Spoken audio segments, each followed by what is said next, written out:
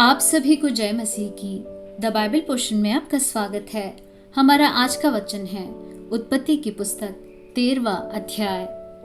तब अब्राम अपनी पत्नी और अपनी सारी संपत्ति लेकर लूत को भी संग लिए हुए मिस्र को छोड़कर कनान के दक्षिण देश में आया। अब्राम भेड़ बकरी गाय बैल और सोने रुपये का बड़ा धनी था। फिर वह दक्षिण देश से चलकर बेतेल के पास उसी स्थान को पहुंचा जहां पहले उसने अपना तंबू खड़ा किया था, जो बेतेल और ऐ के बीच में है। यह स्थान उस वेदी का है जिसे उसने पहले बनाई थी। और वहां अब्राम ने फिर यहोवा से प्रार्थना की। लूत के पास भी, जो अब्राम के साथ चलता था, भेड़ बकरी गाय बैल और तंबू थे।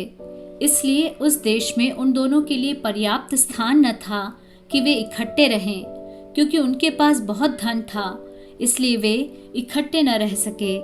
अब्राम और लूत की भेड़ बकरी और गाय बैल के चरवाहों में झगड़ा हुआ। उस समय कनानी और परिज्जी लोग उस देश में रहते थे। तब अब्राम लूत से कहने लगा, मेरे और तेरे बीच और मेरे और तेरे चरवाहों के बीच में झगड़ा न होने पाए, क्योंकि हम लोग भाई बंधु हैं। क्या सारा देश तेरे सामने नहीं? इसलिए मुझसे अलग हो जा। यदि तू बाईं ओर जाए तो मैं दाहिनी ओर जाऊंगा, और यदि तू दाहिनी ओर जाए तो मैं बाईं ओर जाऊंगा।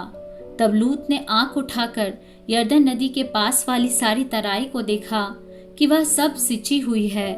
जब तक यहोवा ने सदोम और अमोरा को नष्ट न किया था, तब तक सोअर के मार्ग तक वह तराई यहोवा की वाटिका और मिस्र देश के समान उपजाऊ थी। इसलिए लूत अपने लिए यरदन की सारी तराई को चुन के पूर्व की ओर चला, और वे एक दूसरे से अलग हो गए। अब्राम कनान देश में रहा, पर लूत उस तराई के नगरों में रहने लगा और अपना तंबू सदोम के निकट खड़ा किया। सदोम के लोग यहोवा के लेखे में बड़े दुष्ट और पापी थे। जब लूत अब्राम से अलग हो गया, तब उसके पश्चात यहोवा ने अब्राम से कहा, आंख उठाकर जिस स्थान पर तू है वहां से उत्तर दक्षिण पूर्व पश्चिम चारों ओर दृष्टि कर, क्योंकि जितनी भूमि तुझे दिखाई देती है उस सब को मैं तुझे और तेरे वंश को युग युग के लिए दूंगा, और मैं तेरे वंश को पृथ्वी की धूल के किनकों के समान बहुत करूंगा, यहाँ तक कि जो कोई पृथ्वी की धूल के किनकों को गिन सकेगा वही तेरा वंश भी गिन सकेगा। उठ, इस देश की लंबाई और चौड़ाई में चल फिर, क्योंकि मैं उसे तुझी को दूंगा।